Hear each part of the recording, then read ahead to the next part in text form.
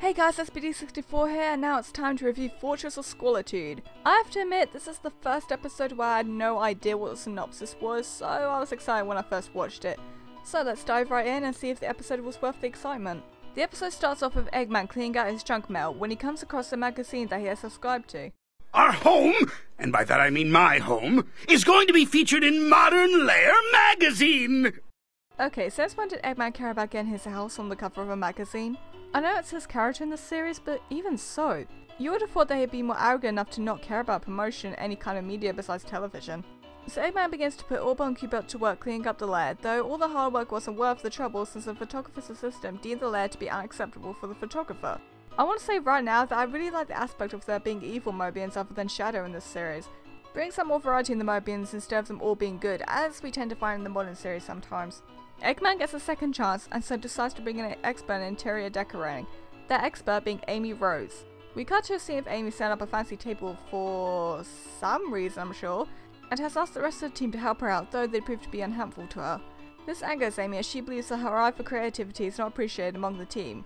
Eggman suddenly appears at the house for the millionth time and explains that he needs Amy's help in decorating his lair for a photographer, with Amy happily agreeing despite Sonic warning her not to go.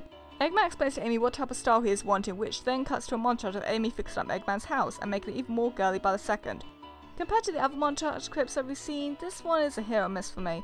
I mean, I like that Amy's still really girly like she is in the modern series, but it seems a little bit too over the top for me, seeing as how she knows that Eggman isn't looking for the girly kind of style in his lair. The assistant returns and takes a liking to the new style of the lair, with Eggman taking credit for all the hard work despite Amy being the one that had been decorating. The assistant informs Eggman that the photographer will be arriving soon to take photographs for the magazine cover. After the assistant leaves, Amy is still angered over Eggman stealing her credit and attempts to leave, only to be trapped by Eggman as he needs her to keep decorating for him until the photographer leaves. Meanwhile, Sonic and the others begin worrying about Amy. Burned food just doesn't taste the same without Amy. Knuckles, you're eating a napkin. Yeah, I knew that. Okay, I have to admit, I found this part to be pretty funny, most likely because of the delivery through Travis Willingham's lines here. The team go to Eggman's lair and demand to see Amy, only to be told that she doesn't want anything to do with them since they don't appreciate her creative skills. Whilst the rest of the team believe this, Sonic has suspicions and suggests that they find another way in the lair to check on Amy. This lair. Ooh, what does that smell? It's us! We snuck in through a sewer pipe. I was wondering how long it would take for you guys to miss me.